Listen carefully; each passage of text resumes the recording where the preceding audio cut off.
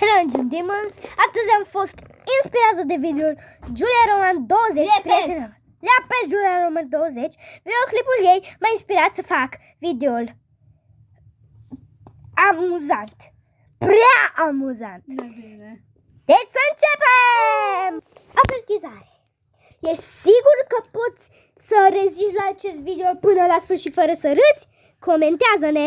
Dacă râzi la un singur lucru, trebuie să le dai videoclipul de la început. Deci să începem! La școală, la ore suplimentare, mă scapă și pe mine la baie. Mă duc pe hol și mă întâlnesc cu casier. Un coleg de-al meu și îl întreb: tu cine ești? El răspunde: Popa. Și mergem mai departe.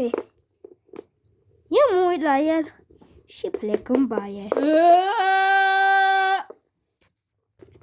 Deci, să începem botezarea. Deșteaptă-te, române, din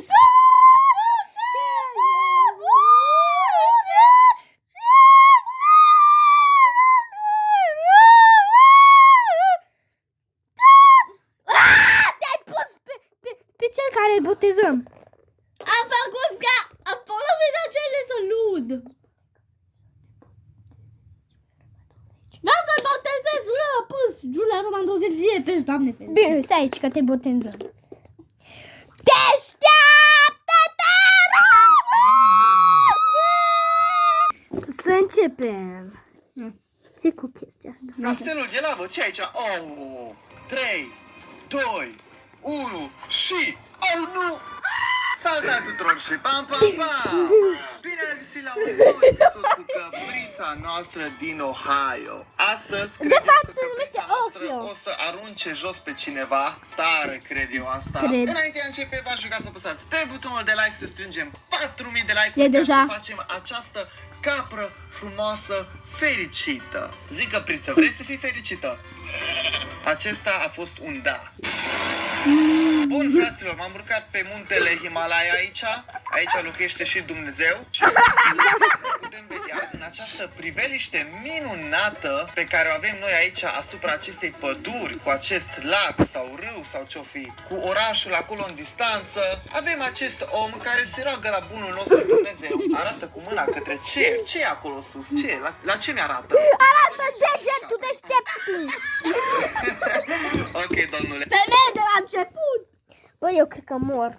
Eu cred că mor, mă! Arăta degetul! Arăta degetul către Dumnezeu să-i fie rușine. Avem acest om care se roagă la bunul nostru Dumnezeu. Arată cu mâna către cer. Ce e acolo sus? Ce e? La ce mi-arată? Tot ce văd este curul caprei.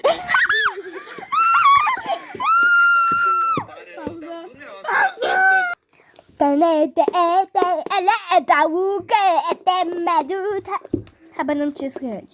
O să dai eu. Cred că o să dai eu prostie, că am văzut. O să dai eu. Haina. Sofie! Și faci așa ceva. Ce era o pernă mică? Uite. Uite atâta de mică, uite atâta, vezi ce mică? O să distrug orașul!